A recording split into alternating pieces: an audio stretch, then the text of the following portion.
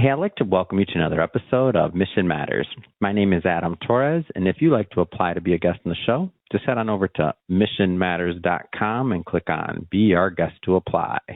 All right, so today I have Jannelle So-Perkins on the line, and she is CEO and executive producer over at Jannelle So-Perkins, Inc., and this particular interview is part of our Mission Matters Milken Global Conference series, where we're interviewing top guests and attendees and experts that attended the Milken Global Conference in Beverly Hills, California. And my guest today is Jannelle So-Perkins. So Jannelle, welcome to the show. Hey, Adam. Thank you so much for having me. Happy to be here. All right. So first thing first, I'd definitely like to talk about the Milken Conference just a little bit. You were at the conference this year, is that right? Yes, my third year. Third year. Yeah, so we got a veteran. Yeah. We're tied. This was my third year and looking forward to year 4 already. So tell me more, like what keeps you coming back?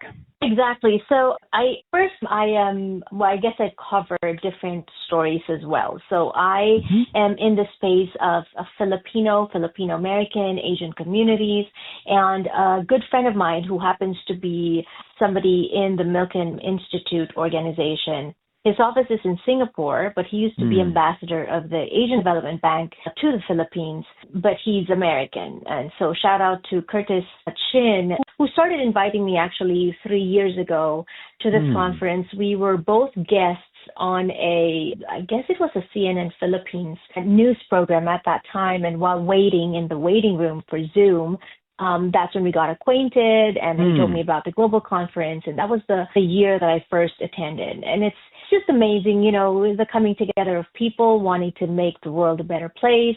I am specifically interested in work-life balance, especially for women, parenting issues, immigration issues, as well as representation, which is what I do as well, where I provide through Jannelle So Productions, I provide platform for stories of immigration and representation.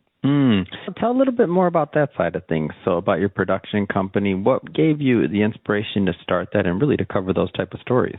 Yeah, you know what? Long before social media, and this was many years ago, I'm actually an immigrant myself, so that's my lived experience.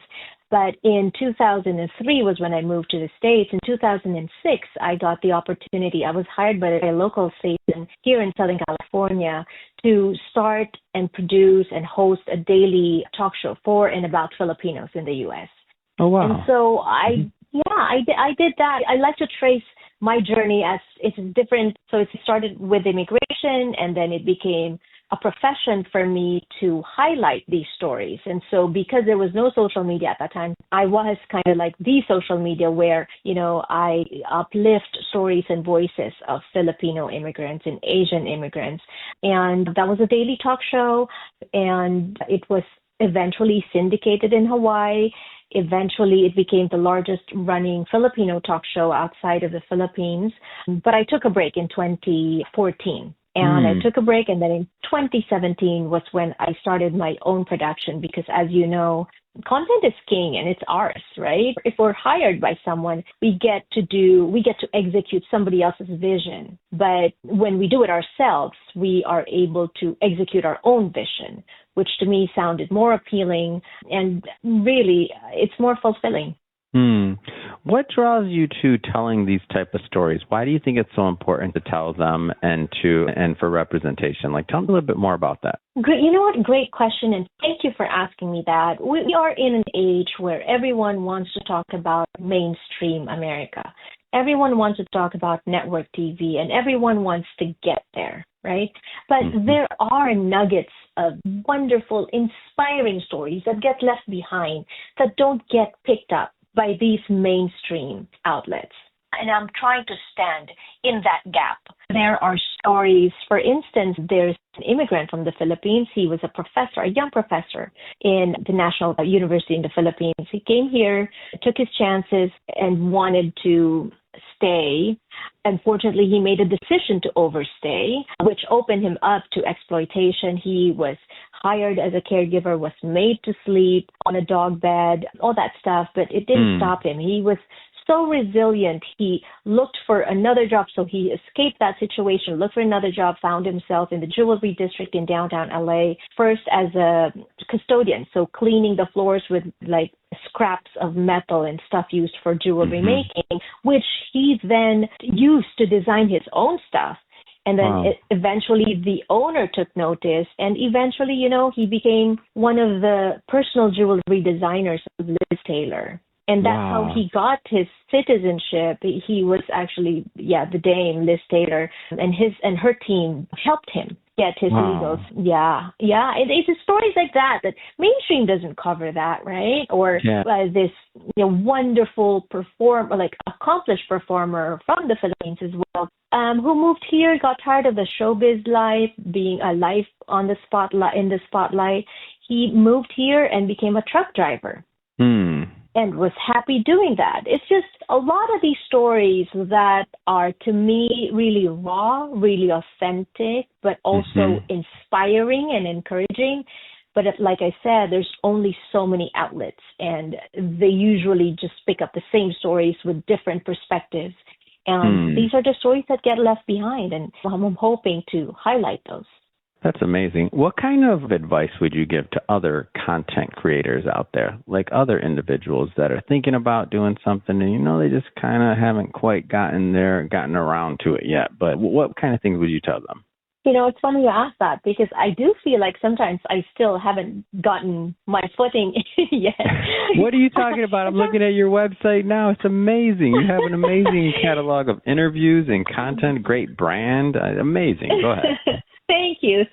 And really, we should talk offline and see, maybe we can collaborate some more. But my advice is to really just get out there and focus on what speaks to you, because that's what you'll be passionate about. So because I'm an immigrant, that's my experience. I am passionate about the immigrant experience, especially now with what's going on, not to be political or anything. There's just a lot of nuances around it, these are human lives, right? And these are human stories of survival and surviving the way they know how. There's a lot that goes into it as well, and I want to highlight that. So my advice is really just to find out what speaks to you the most and just keep telling the story. Keep telling the story, because everyone loves a good story, right? Especially stories of resilience and stories of success.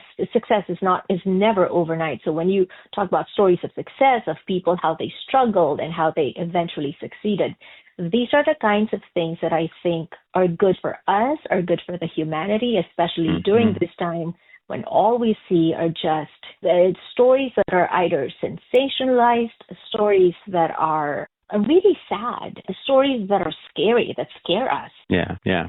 I see that. And in terms of, obviously, you've done, how many interviews have you done now? Because I see a ton of them. You've been doing this for a long time. Roughly how many interviews would you say you've done? Roughly, just roughly. Oh my gosh, I've forgotten count. When I was doing my old show, it was a daily talk show. Yeah. Yes, Monday to Friday, I would interview at least one guest a day, and I never took a break. During the holidays, I would show up. I don't know, that's what, 8.5 years. Wow. So you're thousands of episodes in. I love it. Yes. This is great. Yes. I love that. And the reason I asked that question, too, is because, you've been doing this for years, and it takes time to build a catalog, but it's amazing to be able to look back and to highlight those stories. And really all those people that you've interviewed, and especially you're doing immigrant stories, I mean, you become part of their legacy, but they also become part of yours. And that brain trust, at one point in time, we didn't have the ability to tell our own stories, right? And other people wrote our history for us. So the reason I bring this out is because for other content creators out there, like, get in the game, like, make something, do something. You don't have to have a beautifully curated platform like Jannelle's. When you go to her website, you'll see it. It's amazing. I mean, you can see that she's been, a lot of work and effort was put into that. But on my end, when I started Jannelle, just so you know, I started on my cell phone, and I didn't even edit episodes. My first 300 episodes were, you can't even call it a show, just call it recorded conversations Adam uploaded. We built a platform, though, from that, and an audience, and that was our start, and everybody's got to start somewhere. So I'd like to encourage other content creators out there that if you have a goal, if you have a dream, like, go out there and make that content. You don't have to, like, look at Jannelle and be like, oh, it has to be like that, or look at me if you think my content's going to say, oh, well, Adam can do it, but no way, 300 episodes, not even edited at all, Jannelle, no music, nothing. And so if I can do it, you can do it too. That's what I say. Right. And then I was also going to say, Adam, no topic is taboo. No topic is taboo. I remember years ago when I was doing the show, my old show, but the daily one, I talked about domestic violence. And years later, there's this woman, and I was taking my break at that time. She sent me an email out of the blue and said something about how she was a victim of domestic violence, and she was, at the end of her ropes. She didn't know what to do. She was the one day after one beating incident, she was black and blue. The house was dim, apparently. She turned on the TV, which she was always watching. But that particular day, I was talking about domestic violence, and I put a number on the screen for like a helpline, right? And she recorded the number. A few days later, she found the courage to call the number. She got out. She got out of her abuser. She went back to school. When she emailed me, she was already a CPA. And living a thriving life, remarried to a wonderful man. And she wanted to reach out to tell me that how that one show changed her life, really. And it's things like that. And this is also another advice for content creators. Just do, like I said, because you don't know whose lives you're affecting. Right? Yeah. That's great. Well, Jannelle, I'll tell you, this has been a lot of fun having you on the show today and learning more about your background and, what drives and motivates you. That being said, if somebody's watching or listening to this, and if they want to follow up and learn more and connect with you and your team and to follow your platform and your content, of course, how do they do that? Yes, so a website. Thank you so much for your kind words about the website on www.jannelleso.com, SoJannelle.com. SoJannelle.com, COM, and also on Instagram at SoJannelleTV. So SoJannelle